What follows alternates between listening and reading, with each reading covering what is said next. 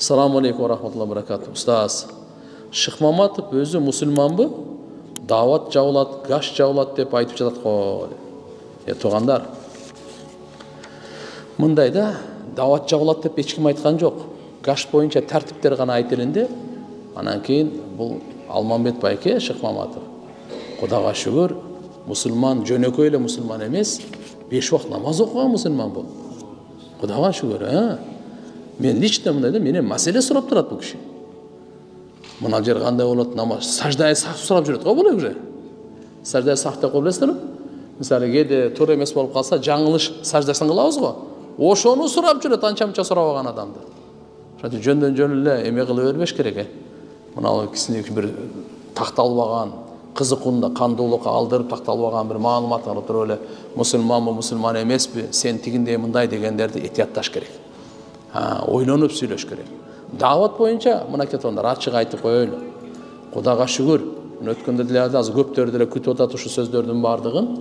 Мен ошол жердеги мынакей президентибиз Садыр Нуркожоевич алдында чоң жыйын өтүп, ошол жерде ачык айкын биз суроону таштап бердик. Мынакей даватка чыгуу карапайым элибиз.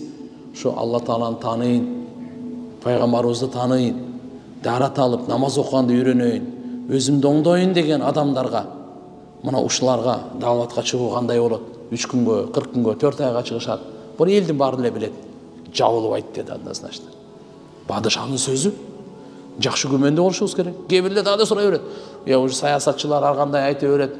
Чынбы, жалганбы, ишенсе болобу, болбойбу? Андай болбош керек. Алла Таала билет. Ар кимдин жүрөгүн биз бирибиз билбейбиз. Бирок алхамдулилла Аллага жакшы күмөн, инсандарга жакшы күмөн. Эгерде сен жаман күмөн менен жашасаң, мен ой айтам да, аялың менен деле жашай албайсың. Жаман күмөн сүрөсөң, даже сенин өзүңдөгү аялың менен жакшы жашай албайсың. Жакшы күмөн менен жашайт адамчы. Ошон үчүн тим болбой падыша белгилеп айтып атат.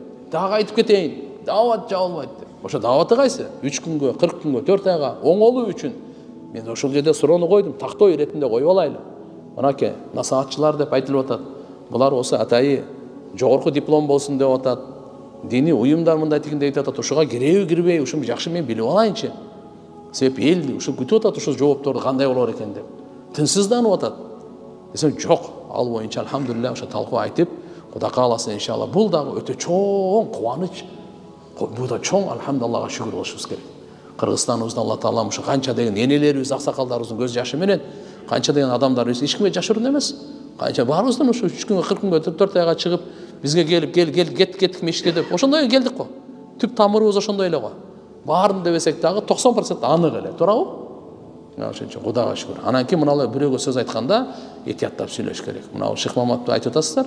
Кудайга шүгүр, ал алхамдулилла ыймандуу, намазган адам, анча неме кылдык. Албетте баягы жашыруун жок. Гашт боюнча, эл кыдырып, үй такылдатуу боюнча ар жагында өткөндө деле мен выступление кылдым эле, дагы деле кайталап өтөйүн. Бул окончательно точка коюла элек. Президент мисалы кол коюп, жогорку кеңештен тияк бияк неме болгон. Буга чейин азыр сунуштар болду.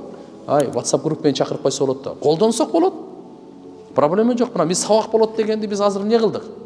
WhatsApp менен айтыңарбы? Мындай деле. Бирок албетте баягы зыярат деле мен жеке оюмда, иншалла ал бетме-бет ал башкача таасир. Башкача таасир. Ушунун да бир кандайдыр бир процедураларын бир ойлоп, имамдын көз алдында гана ошолорду карап, мисалы элди жакылыкка чакыруу, башкабы такылдатпай деле. Ал имам бардыгын тааныйт, өзүнүн айылында бардыгын билет. Ким үйүндө бар, ким сапарга кеткен, ким ажылыкка, ким умрага кеткен, ким больницада жатат, анын үйүнө барбайт мисалы карап туруп. Имам бардыгын билет.